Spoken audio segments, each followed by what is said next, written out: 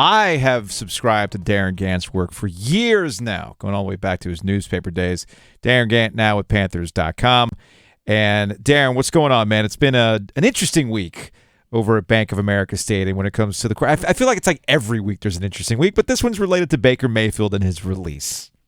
Joe, I told my young apprentice, Augusta Stone, a supremely talented writer who's in her first year in the NFL, you will cover the league for 30 years and never see anything like the last 6 months you've experienced here in Charlotte. It's just this season contains multitudes. I mean, Baker Mayfield, a former number 1 overall pick in the draft, being cut on a Monday and claimed by the Los Angeles Rams is the third most interesting thing that's happened this season. Kind of is, yeah. What are you even talking about? Yeah. This is normal around here, guys. What do you want me to say? And the wildest part, as crazy as this year for the Panthers has been, they're not completely out of the playoff picture. Yeah, that's like the fourth most interesting thing that's happening. You know, as crazy as it sounds, I mean, a 4-8 team actually is walking around today talking about playoffs, and it's sort of realistic. And here's the even crazier part. They kind of believe it. I mean, as strange as it sounds, this 4-8 football team is walking and talking like a team that plans to go into Seattle and do something on Sunday. And that's what I was curious about. Darin Gantt joining us here on the OG, Panthers.com, has covered the Panthers for a very, very long time. You and I can sit here and look at 4-8, but I realized as Monday Night Football was getting ready to kick off between the Tampa Bay Buccaneers and the New Orleans Saints, and as bad as that game was, if there's not a tried and true Tom Brady comeback bid in this game against the Saints, Panthers are a game out of the NFC South. And in Panthers history, and Ron Rivera will be the first one to tell you, hey man, it doesn't matter how you win the division, you won the division, and that's all that matters. So yeah, I could totally believe Steve Wilks, interim head coach, who's also coaching for his job, is trying to get these guys to believe. I don't blame him. And they are Steve Wilks is more than happy to trade on 2014 vibes.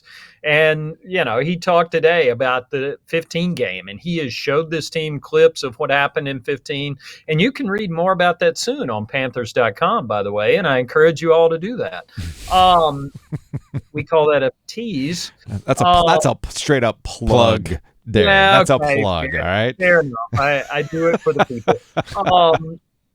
But they are happy to trade on the legend of 2014 because Wilks was around and saw it with his own 2 eyes.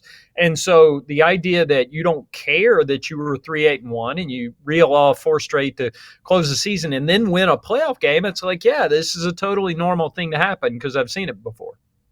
Darin Gantt joining us on the Heaster Automotive Group hotline. That's Jovius. I'm Joe Giglio. All right, after the open date, they get Seattle here on the road. Darin, I got to tell you, I was so wrong about Seattle this year. I couldn't have been more wrong about Seattle. I got to imagine Pete Carroll is actually going to be Coach of the Year in the NFL. What has impressed you about the way that the Seahawks have turned themselves into a playoff contender? Well, obviously, MVP contender Geno Smith. I mean, that's the first thing you think of when you think of Seattle Seahawks football over the years, right? Yeah. So again, he's been really good this year. I kind of dig on the strange and unusual, and this game is like a cornucopia for me.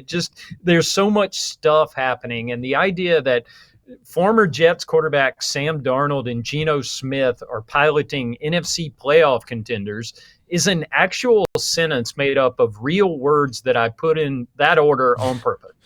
So, I mean, again, it's amazing. They have been able to throw the ball. And, you know, typically when you think of Seattle, even when Russ was there, can we still talk about Russ and Riley? I don't know. You can. Oh, yeah. Still a thing. But even when Russ was quarterbacking, they were a run-first team, no matter what Russ wanted them to be. I mean, their persona was Marshawn Lynch. These guys are chucking it around all over the field. They're not particularly good defensively, particularly against the run. Deontay Foreman and some offensive linemen here have noticed that.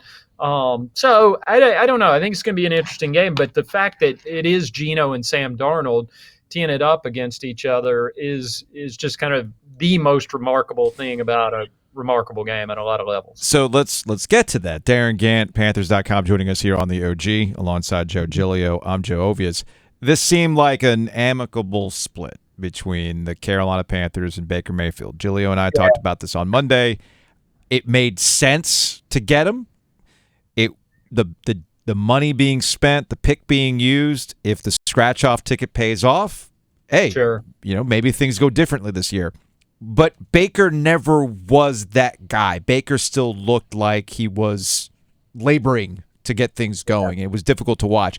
So what were those conversations like as they kind of got to that point where it was like, all right, Baker, man, whatever you want to do?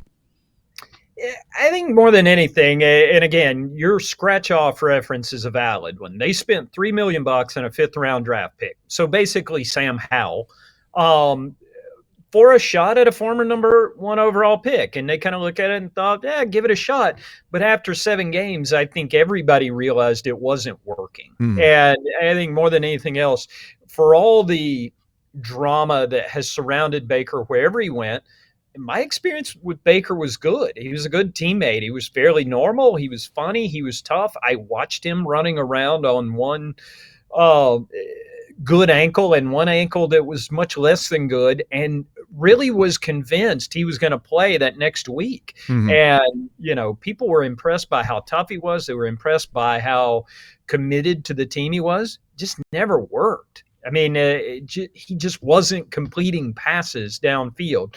And I don't know. We'll be able to, with more time, and once we see what it looks like with Sean McVay in L.A., and that's going to be curious to me to see whether it looks completely different with McVay, because Mayfield just kind of looked like a guy who was still recovering from injuries. When you were hurt all last year, you get to a point when things are going poorly where you kind of protect yourself a little bit. And Baker never looked like that grip it and rip it quarterback we saw at Oklahoma or even in 2020 with the Browns. Yeah. I don't know if it was tentative. I don't know if it's in the back of his head. I don't know if he was still sore from the offseason surgery. Again, we'll sort this thing out with time. And it's, again, to reiterate, on Monday, the Carolina Panthers released former number 1 overall pick Baker Mayfield. That's the thing that happened. We'll have perspective on it later when we draw back from it, but right now, he just wasn't completing any passes. You kind of need to do that. Yeah.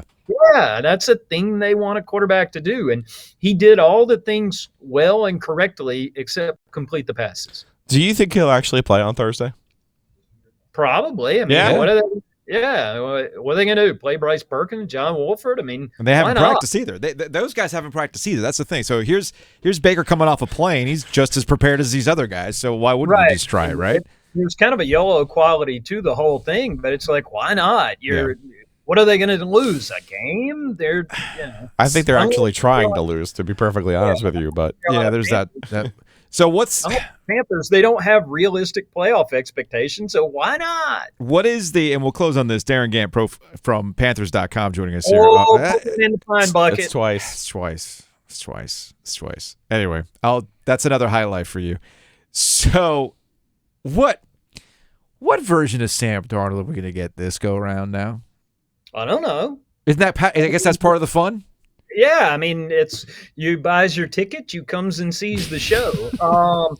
Sam has been completely adequate, to be honest with you. Last week against the Broncos, 2 weeks ago against the Broncos, he took care of the ball. He completed a couple shots downfield. He hit one to DJ Moore. It's like, okay, yes. And even when a bad thing happened to Sam, when he had the fumbled snap, the bad exchange there, he gets back on it and he rolls into the end zone. So I don't know. Maybe it's flipped the karma, and Sam is now careful Sam, and they get first 4 games of last year, Sam.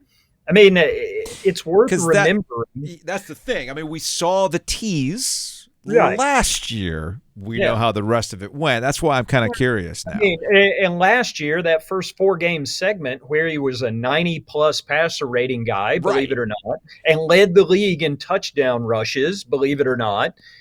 Christian McCaffrey was along for much of that, and they didn't ask him to do a whole lot. Now Sam is in an environment, and I don't know if it's going to work or not. I mean, Sam could very easily go back to middle of last year, Sam, which wasn't very good. No, we need Sam Newton again. Give me Sam Newton. But listen, early Sam last year didn't have to make a lot of plays downfield, but he made a couple. He could hand it off to Christian and run the offense through him, and that's kind of what they're doing with Deontay Foreman right now. And he's got a much better offensive line in front of him than he's ever had in his life. And I think that's a non-zero part of the reason they think that maybe it works. And again, I know everybody in Charlotte sounds like they're talking themselves into this Of course. because it does sound so illogical and improbable. But hey, it's 2022. Here we are.